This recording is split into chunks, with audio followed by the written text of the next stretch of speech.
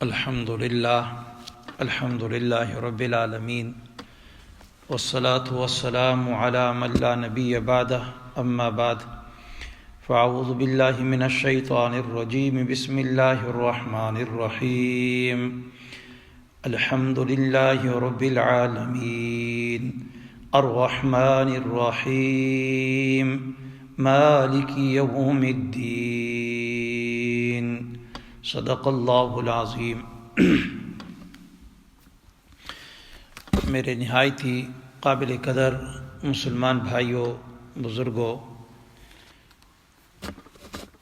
آپ حضرات کے سامنے قرآن کریم کی سب سے پہلی سورت سورہ الفاتحہ یہ تلاوت کی ہے۔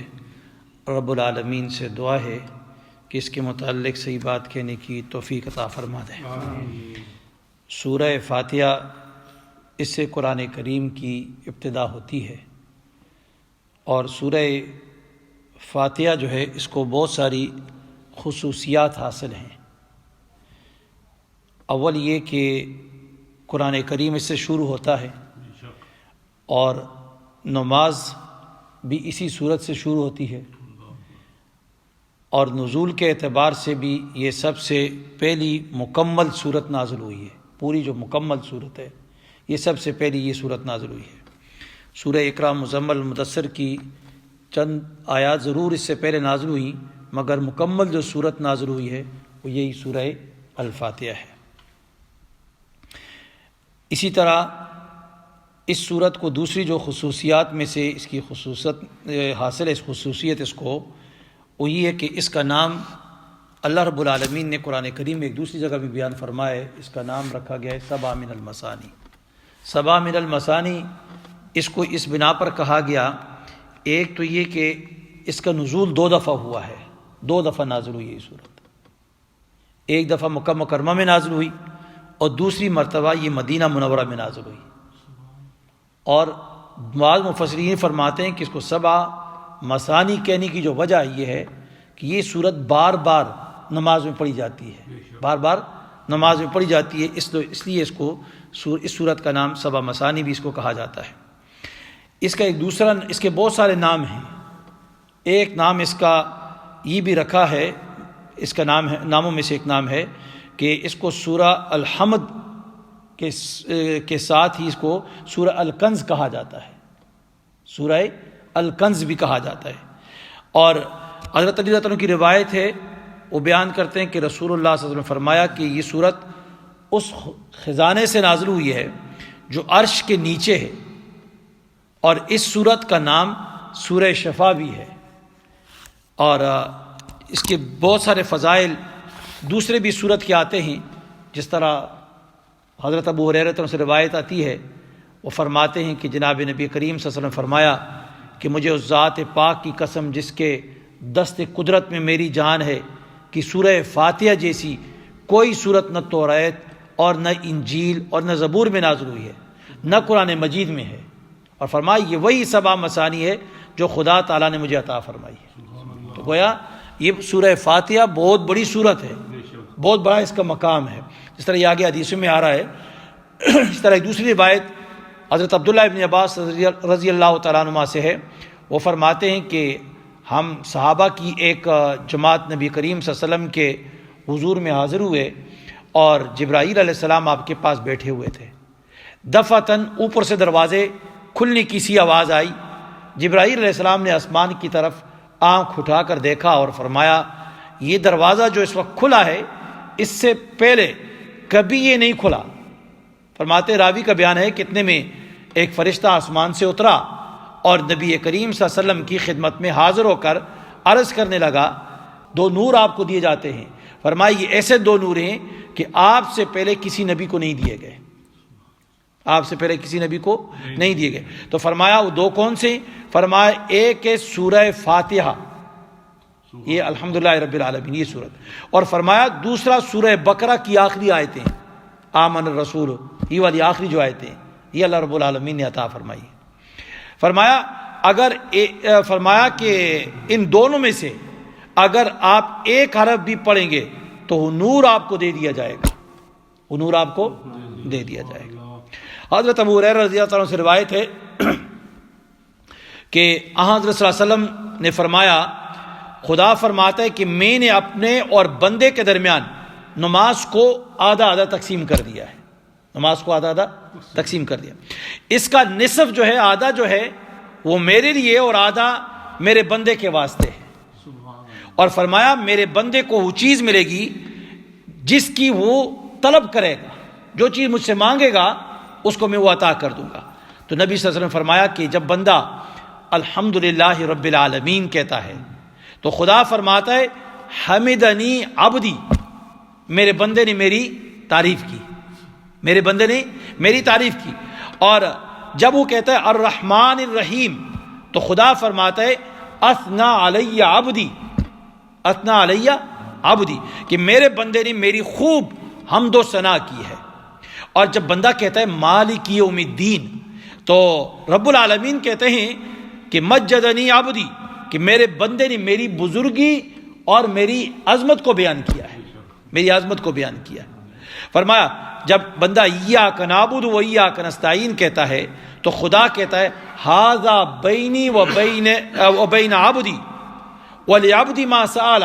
فرمایا ایاک نعبد و ایاک نستعین جب کہتا ہے تو رب العالمین فرماتے ہیں کہ یہ میرے اور میرے بندے کے درمیان ہے، اور فرمایا ولعبدی ما سأل، میرا بندہ جس چیز کو چاہے گا طلب کرے گا میں اس کو عطا کر دوں گا، جو چیز مانگے گا۔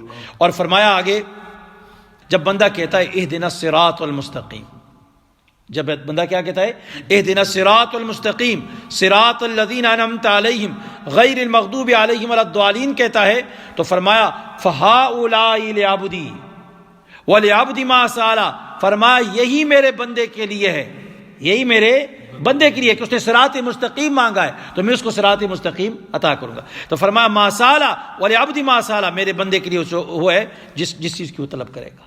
اور ایک دوسری روایت میں عبد الملک بن عمیر سے یہ روایت آتی ہے، وہ فرماتے ہیں کہ نبی اکرم صلی اللہ علیہ وسلم نے فرمایا کہ فاتحۃ الکتاب جو یہ صورت ہے، فرمایا یہ ہر مرض کی شفا ہے، ہر بیماری کے لیے اس میں کیا ہے شفا پائی جاتی ہے۔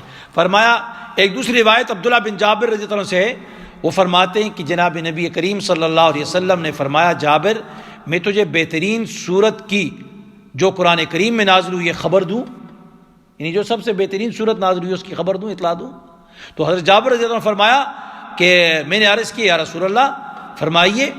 ارشاد ہوا کہ وہ فاتحۃ الکتاب ہے۔ حضرت جابر فرماتے ہیں میرے خیال ہے کہ حضور صلی اللہ علیہ وسلم نے فرمایا کہ ہر مرض کے لیے شفا ہے، ہر مرض کے لیے شفا ہے۔ حضرت جابر رضی اللہ عنہ سے ایک دوسری روایت میں آتا ہے، فرمایا فاتحۃ الکتاب موت کے علاوہ ہر بیماری کے لیے دوا ہے، ہر بیماری کے لیے یہ دوا ہے۔ اور فرمایا سعید بن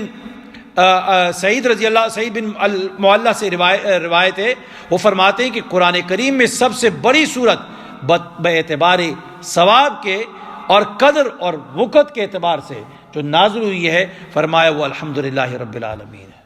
اور ایک دوسری روایت حضرت انس رضی اللہ عنہ کی روایت میں آتا ہے کہ فرمایا الحمدللہ رب العالمین افضل قرآن ہے۔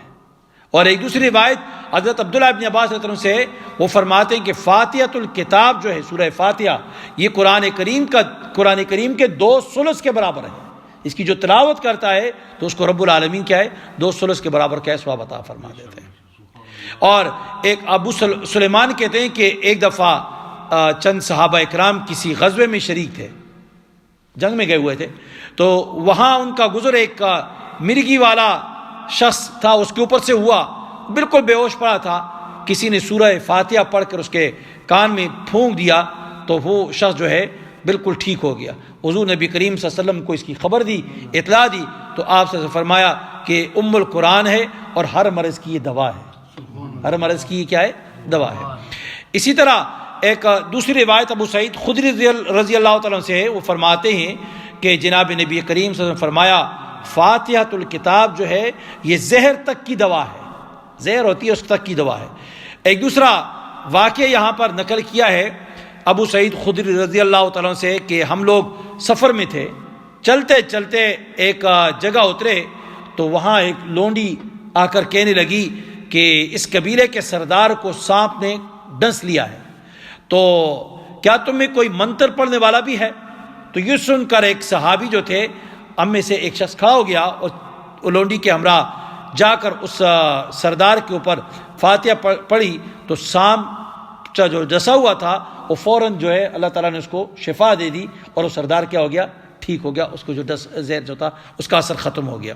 حضور صلی اللہ علیہ وسلم کے پاس جب واپس ہوئے تو یہ پورا واقعہ سنایا، تو حضور صلی اللہ علیہ وسلم نے پوچھا کہ آپ کو کس نے بتایا؟ تو آپ کی تعلیمات سے یہ چیز انہوں نے یہ حاصل کر لی تھی۔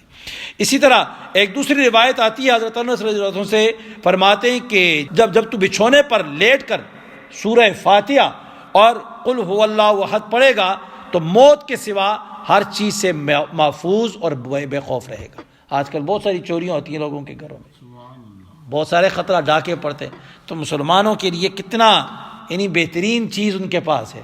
آج ہم نے اصل نقصان ہی ہو گیا ہمارا کہ ہم نے یہ مادی چیزوں کے اوپر بھروسہ کر دیا ہے۔ ہم نے کہا کہ بندوق ہوگی تو ہم محفوظ ہوں گے، چوکیدار ہوگا تو ہم محفوظ ہوں گے، الارم لگا ہوا ہوگا تو ہم محفوظ ہوں گے، سی سی ٹی وی کیمرہ لگا ہوگا تو تب محفوظ ہوں گے۔ ہمارا ان چیزوں پر اعتقاد ہو چکا ہے، حالانکہ مسلمان جو ہوتا ہے وَمَن يَتَوَكَّلْ عَلَى اللَّهِ فَهُوَ حَسْبُهُ وَنِعْمَ الْوَكِيلُ، جب مسلمان اللہ کی ذات کے اوپر بھروسہ کرتا ہے، رب العالمین کی ذات اس کے لیے کافی ہو جاتی ہے، شافی ہو جاتی ہے۔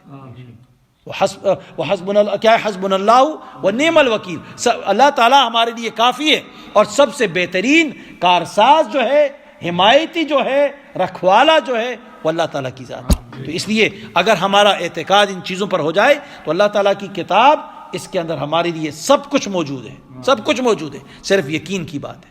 وہ صحابہ اکرام تو یقین کرتے تو دریاؤں میں گھوڑے ڈال دیتے تھے، دریاؤں میں گھوڑے ڈال دیتے تھے، جنگلوں میں شیر کے سامنے کھڑے ہو کر کے آئے ان کو اپنے نوکر اور غلام بنا دیا کرتے تھے۔ یقین کی بات ہے، اللہ ہمیں وہ یقین نصیب فرما دے۔ اور یہ دیکھ لیں سورہ فاتحہ جو آدمی رات کو پڑھتا ہے اور قل هو اللہ احد جو آدمی پڑھ کر سوتا ہے تو اللہ رب العالمین ان کی حفاظت فرماتے، سوائے موت کے ہر شر سے، ہر چیز سے کیا ہے وہ محفوظ رہے گا۔ اللہ تعالیٰ مجھے بھی اور آپ سب کو عمل کی توفیق عطا فرما دے۔ سبحان اللہ و بحمدہ، سبحان اللہ العظیم، اللہم ربنا آتنا فی الدنیا حسنۃ وفی الآخرۃ حسنۃ وقنا عذاب النار۔ یا الہ العالمین ہم سب کی تو حفاظت فرما دے، جو سنایا گیا پروردگار عالم اس کے اوپر عمل کی توفیق عطا فرما دے۔ یا اللہ تو اس کے اوپر عمل کی توفیق عطا فرما۔ یا الہ العالمین ہم سب مسلمانوں کو قرآن و سنت کے مطابق زندگی بسر کرنے کی توفیق عطا فرما۔ یا اللہ تو پاکستان کے جو حالات ہیں یا الہ العالمین، یا اللہ ملک کو ہر قسم کے اندرونی بیرونی خطرات سے تو محفوظ فرما دے، سرحدات کی محافظ جتنے بھی ہمارے جوان ہیں یا الہ العالمین ان کو ہمت عطا فرما، ان کو حوصلہ عطا فرما۔ یا اللہ دشمن کے ہر ناپاک عزم کو یا الہ العالمین تو خاک میں ملا دے۔ یا الہ العالمین ہمارے جوانوں کو ہمت دے کہ وہ دشمن کے عزائم کو خاک میں ملائیں۔ یا الہ العالمین تمام بلاد اسلامیہ کی حفاظت فرما، حرمین شریفین کی، بیت المقدس کی، مسجد اقصیٰ کی تو حفاظت فرما۔ اے اللہ تو امت مسلمہ کو یا الہ العالمین